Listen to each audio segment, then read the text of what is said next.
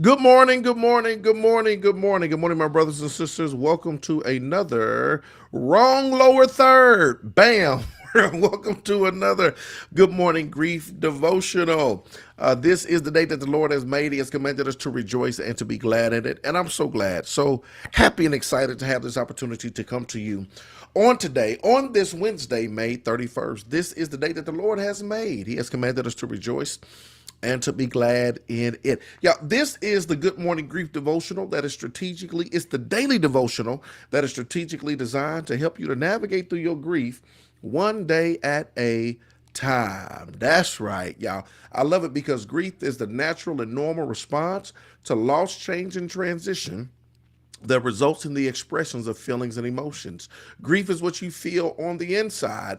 Mourning is how it is expressed on the outside. Therefore, we don't suppress it, but we express it. And that's why we say good morning, because mourning is a good thing.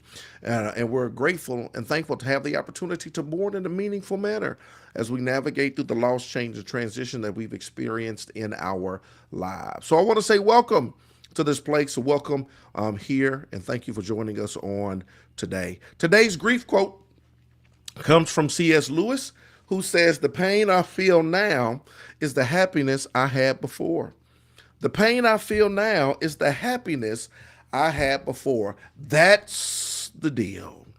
The pain I feel now is the happiness I had before. Today, y'all, today is day 151. We're going to talk about love is the question, love is the answer. Love is the question, and love is the answer. Our worst days of grief can make it seem like a terrible deal. Our worst days of grief can make it seem like a terrible deal. This is a terrible deal. Absolutely terrible. Your worst days really puts things into perspective to make it seem like it's an absolutely terrible deal. Check this out. We love so much and experience such happiness and fulfillment in our love, only to be dashed on the very shores of our love. Y'all hear that? We love so much and experience some happiness, such happiness and fulfillment in our love, only to be dashed on the very shores of our love. Sometimes love, the purpose and essence of life, feels like a cruel bargain. Sometimes the love, the purpose, and the essence of our life, it can feel like a cruel bargain. Because the reality is we love so much, we feel so much, we experience so much, we give so much that it becomes the source of our pleasure, but then it also becomes the source of our pain.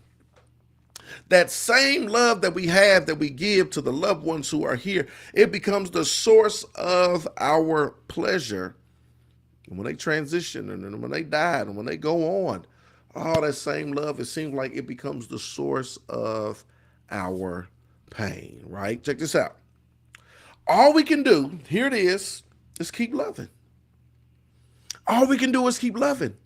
Because the ultimate paradox is this: love leads to grief, but only love can quell grief. Y'all see that?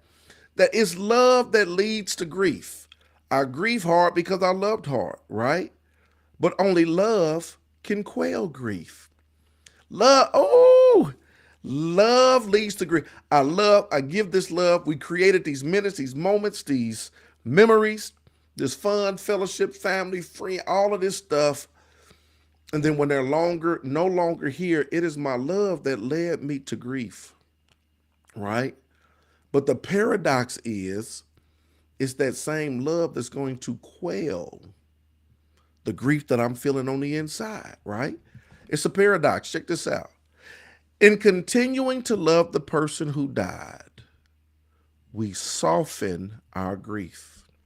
In reaching out to others for connection and love, we soften our grief. The same love that leads us to grief is the same love that helps us to heal. By continuing to love the person who died, guess what, y'all? We soften our grief. In reaching out to others for connection and love, we soften our grief. It is a paradox, right? But ultimately, this is what we become to know and understand. We rebuild our shores with love. We rebuild our shores with love. That's right, the same shores we love so much and experience such happiness and fulfillment in our love, only to be dashed on the very shores of our love. We are dashed on the very shores of our love, but guess what, y'all? We rebuild our shores with love. And therefore, love is the question and love is the answer, right? Love is the question, love is the answer. The same love that we have for our loved ones that gave us such pleasure is the same love that causes us to be in such pain, right? But the same love that leads to grief is the same love that quells our grief as well. I will love and allow myself to be loved. I will love and allow myself to be loved. I will love and allow myself to be loved. I will love, right? I'm not going to cut it off. I'm not going to stop. I will love and allow myself to be loved. Understand this.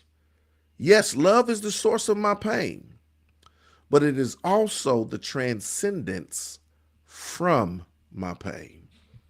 Today is 151, y'all. Love is the question, and love is the answer.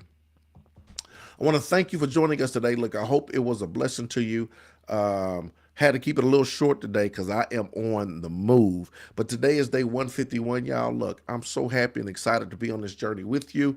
365 days. Y'all, today is day 151. Hope you've been blessed on this first third of the journey. A little over a third. Hope you've been blessed as we navigate through this second third of the journey.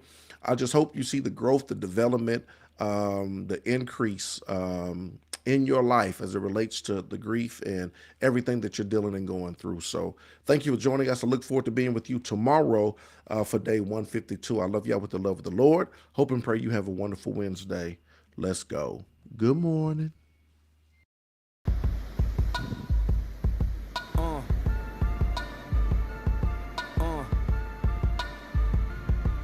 Good morning. Good morning.